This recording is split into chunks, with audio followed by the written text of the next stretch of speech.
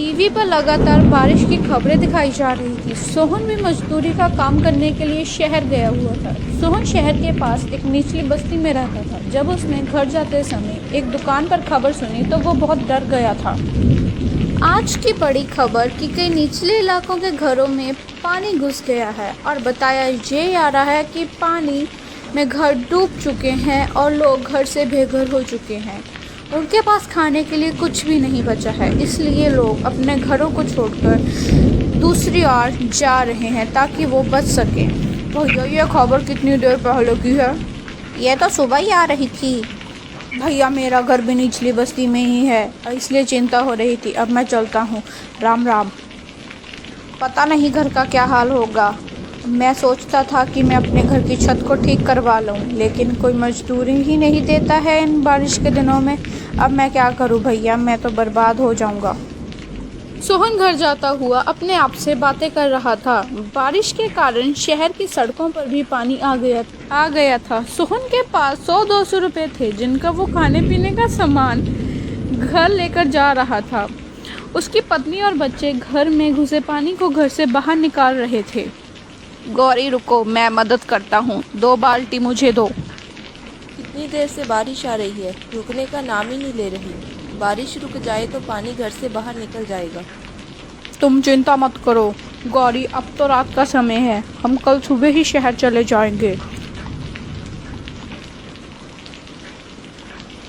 वह दोनों लगातार पानी निकालने का प्रयास करते हैं। थोड़ी देर बाद बारिश रुक जाती है। माँ बापू, बारिश रुक गई। अगर बारिश रुक जाए तो हमें कोई दिक्कत नहीं आएगी, लेकिन शुरू हो गई तो हम कुछ नहीं कर सकते।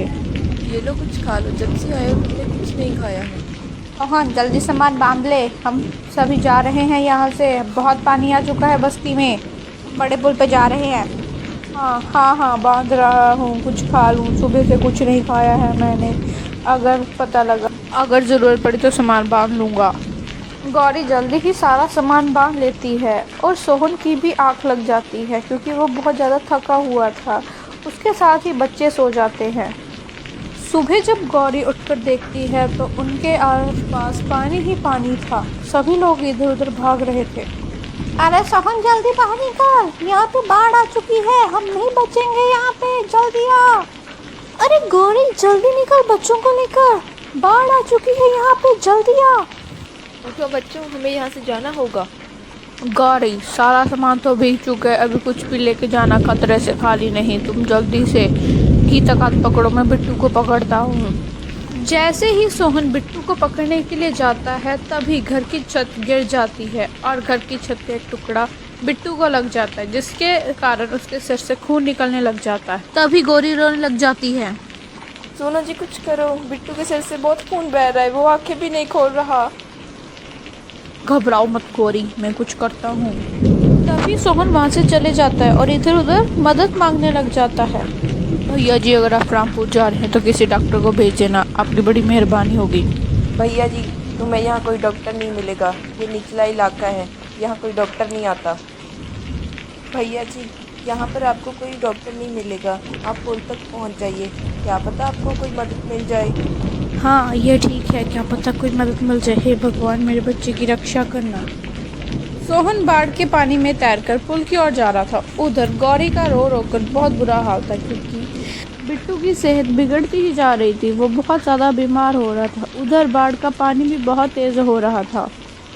जी कहाँ रह गए आप, जल्दी आओ, बिट्टू बहुत बीमार है, उसे बहुत तेज़ बुखार आया है। हे भगवान इन्हें जल्दी से भेज दो ना। मेरे बच्चे आंखें खोल, क्या हुआ तुझे? सोहन किसी तरह पुल तक पहुंचता है। उधर भी भाग दौड़ लगी हुई थी। भैया यहाँ पे कोई डॉक्टर मिलेगा? अरे नहीं भाई, इस बारिश में हमारी कोई मदद नहीं करने वाला है, कोई डॉक्टर नहीं मिलेगा। हम गरीबों को कोई नहीं पूछता है यहाँ पे।